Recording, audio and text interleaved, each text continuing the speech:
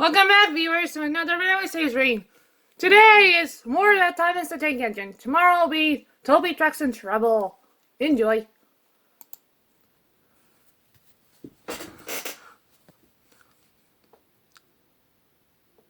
Thomas, Percy, and Nicole.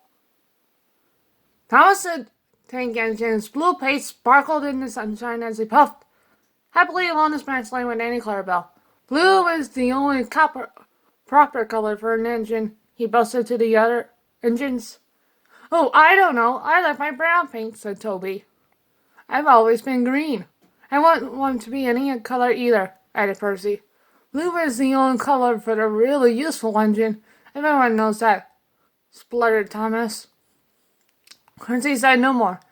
He just grinned at Toby and linked. You say Percy brings a truck full of coal from the junction for the coal merchants at Farquhar. The next morning, Thomas was resting when Percy arrived. Be careful on this siding, Percy warned Thomas, as Percy put the trucks along the line beside him. These buffers aren't very safe, he got no further. As one of the coal trucks passed Thomas, a catch and his door burst open with a rumble and a crash. An avalanche of coal poured out and piled up around Thomas's wheels. A thick cloud of coal dust arose all around him. Achoo! Shoo! Spluttered Thomas. Help! I'm choking! Get me out! Percy looked worried. Then, as the dust settled, he looked at Thomas and began to laugh. Thomas's smart blue paint was black from his smoke box to his bunker. Ha ha ha! Chuckled Percy. You don't look really useful now. You should see yourself. You look disgraceful.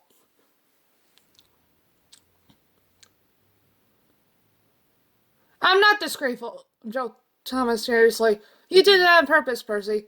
Now stop your stupid giggling and get me out. It was some time before Percy could help. The coal bunker stood behind the buffers that Thomas had said were unsafe. So only when the coal was shoveled into the bunker that Thomas could be moved. Poor Thomas was filthy. You're not fit to be seen, grumbled the cleaners.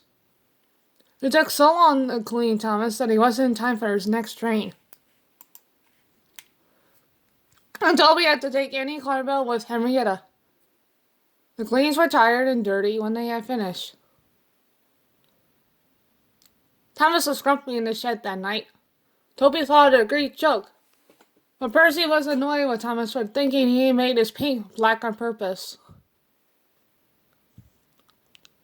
Would have thought it, remarked Percy. Percy remarked, fancy a really useful blue engine like Thomas becoming a disgrace to the Fat Control's railway. You wait, Percy, replied Thomas crossly. One day you'll have on the other side of your smoke box. Pooh, rejoined Percy. I wouldn't miss all that fun for anything. A few words in that side went on. Thomas, that Percy had coal dust deliberately, and Percy was cross with Thomas for thinking so.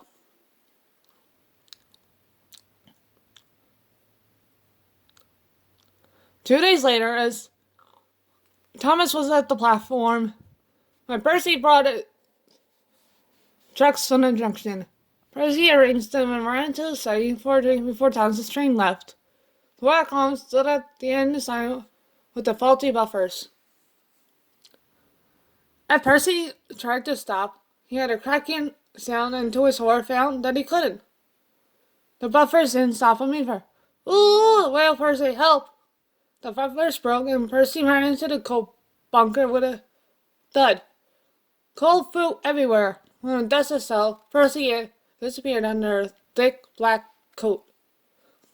Thomas watched from the platform. As the crash died away, Seeing the arm dropped, and Thomas moved up, laughing as he went. Percy was furious. Spent the rest of the day wondering how to pay Thomas back.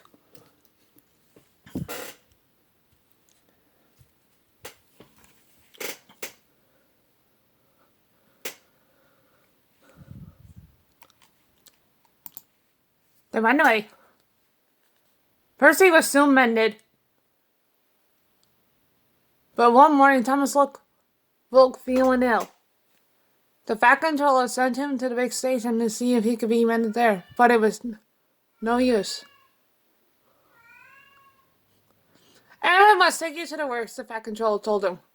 "I want you to go help Percy and Toby while Thomas is ill," he said to Duck. "Donald Douglas will do your work here until Thomas is well enough to come back." Duck was delighted. He knew Percy already, and wasn't long before he made friends with Toby, Terence, and Bertie. Percy, who was still cross with Thomas over a coal dusting incident, was glad to have someone new to talk to. Even Harry and Clarabelle were impressed. Such nice manners they told each other. It's a really pleasure to go out with him. They soon made Duck welcome, and he laughed when they told him how Thomas had once slept discarded behind the junction. When Thomas came back, Annie Clarabelle told him how well Duck had managed. Though Thomas was jealous at first, he was so pleased to be home that he soon forgot. But he didn't forget the affair with the coal. Percy was careful to keep out of his way. The work left Thomas's handbrake very stiff. Many brakes seemed they were on, when in fact they weren't, and Thomas's driver and fireman soon learned to be extra careful. But one day Thomas's fireman was ill, and a relief man took his place. As next soon, Thomas ran around Annie Clarabelle, while his driver chatted to the station master. The fireman fastened the coupling. The driver told the relief fireman about Thomas's prank, but unluckily he had forgotten. He had finished with the coupling and joined the driver and the station master on the platform. Thomas simmered happily. This and Henry appeared. Not long now, thought Thomas. At that moment, Thomas felt his wheels began to move. He tried to stop, but he couldn't without his driver and fireman. He tried to whistle a warning, but he couldn't do that either. The guards shouted from the platform, but that did no good. The driver and fireman were all stranded, and the passengers were left on the platform staring.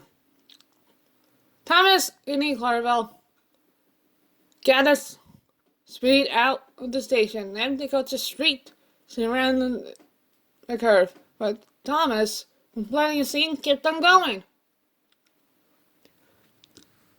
The signalman on the junction soon realized what had happened and sent a message along the line. The inspector appeared to stop the runaway at the station near the airfield, where Harold the helicopter was still ready in case of an emergency. But Thomas was still going much too fast. Quickly, the inspector climbed aboard Harold and they took off. "I must get there in time. I must," he twittered anxiously. Below, Thomas was tiring. I need to stop, he panted wearily.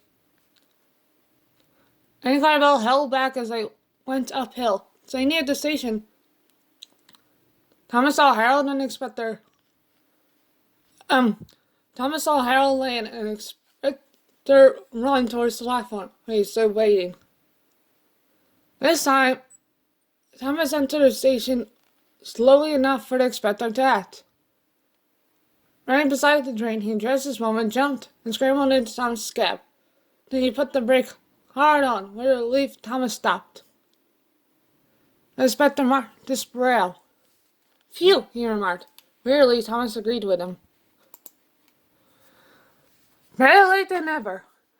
Workmen were mending the viaduct on the main line. The arches needed to be strengthened, but the flight control did not close the railway while the work was done. So repairs took a long time. The engines had to take great care when crossing the viaduct, and the delay often made them late at the junction Thomas was cross. Time's time, he grumbled.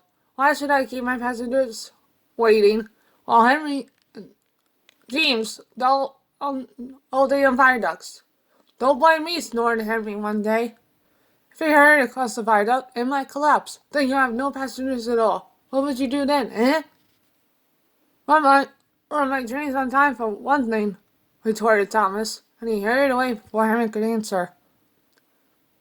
In top station,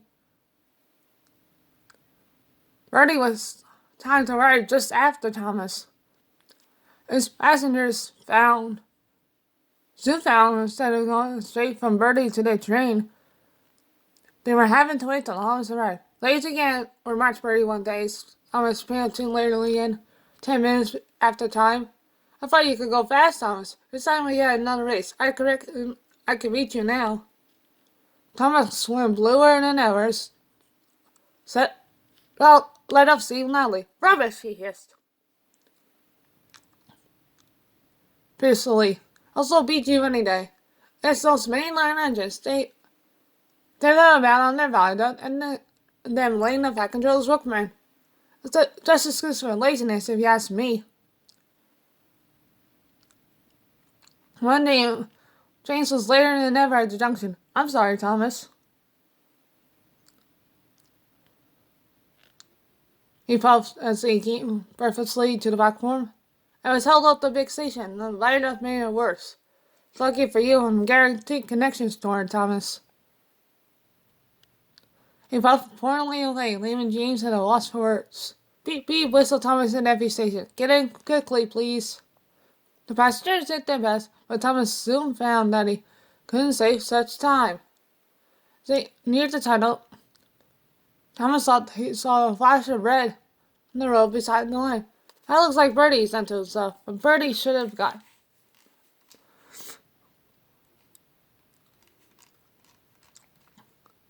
To Farquhar ages ago.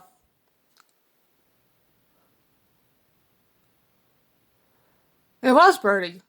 Thomas stopped nearby and asked what the matter was. Feel dreadful, moaned Bertie, all upset inside, and driving says he can't make me better.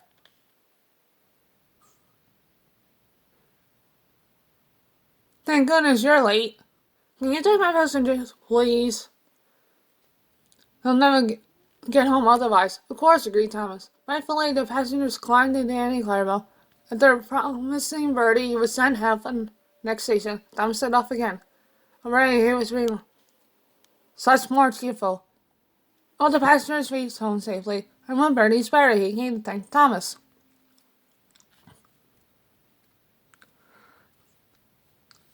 I'm sorry I teased you about being late, Zach. That's all right, said Thomas. I'm glad I could help. Perhaps being late is such a bad thing after all. Drip tank. One evening, Percy was bringing some empty stone trucks for the harbor.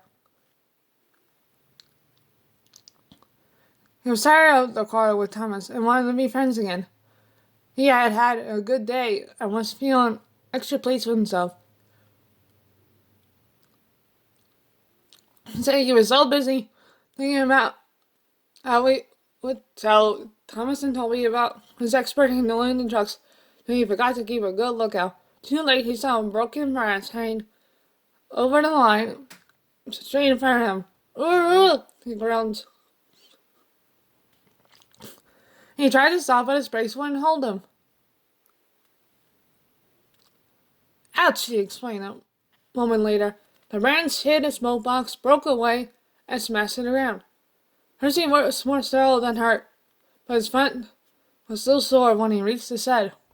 Sure. All fault, said Thomas unsympathetically. You should keep a better workout. I have no patience with you. Pooh, retorted Percy huffily. He forgot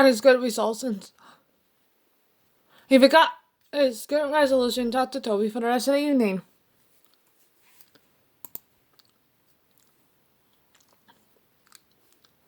Percy didn't speak to Thomas the next day either. I say Toby in this said that evening. What a drip. Do you know? Toby pondered. It's when rain comes through a hole in your cab. And fireman hasn't got time to mend it, he decided at last. That's silly, objected Percy. I heard a boy in the platform call his friend one this afternoon. I'm sure he couldn't come through a hole in my cab, added earnestly. Thomas was tired of being ignored. That's different, he interrupted loftily. The boy must have thought his friend was being a coward or silly or spoil sport. Percy thought about this. So, if he suggested respectfully, you stop me from doing something nice. Would you be a drip, Thomas? You're the drip, answered Thomas crossly. Now go to sleep like a sensible engine and stop talking nonsense. Percy was offended. Instead of going to sleep, he became even more determined to pay Thomas out. Next day, Henry's train was late at the junction when Thomas set out along the valley, trying to make up for lost time. Suddenly there was a loud bang, and something hard hit the bottom of his left-hand water tank. Ouch! Exclaimed Thomas and stopped. So he did. He felt water splashing cold against his wheels. Well, your side rod is broken, said his driver. It's one up and punctured your cab. We'll have to get up. At Farquhar, Percy was hunting. The station master came up. Leave those trucks, please, Percy, he said. Thomas has got a hole in his water tank. There's water dripping everywhere. He can't get home on his own. Percy was still cross with Thomas. I won't go, he said. Thomas called me a drip. And I'm jolly well stay there and drip himself. But what about Andy Clarabelle and the passengers? Reminded Percy's driver. Do they deserve to stay out all night too? Percy was sorry once. I've got them, he said. We must rescue them in case they turn into drips too.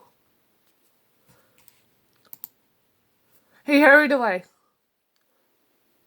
He found Thomas near the river. Everyone was glad to see him, and the passengers thanked him for coming. I'm sorry I was rude to Thomas as Percy helped him back to the shed. That tank of mine turned me into a bigger drip than we expected then. Can we be friends again, please? Percy was delighted to agree. Thank you so much for reading more about Thomas the YouTube Tank Engine. Bye!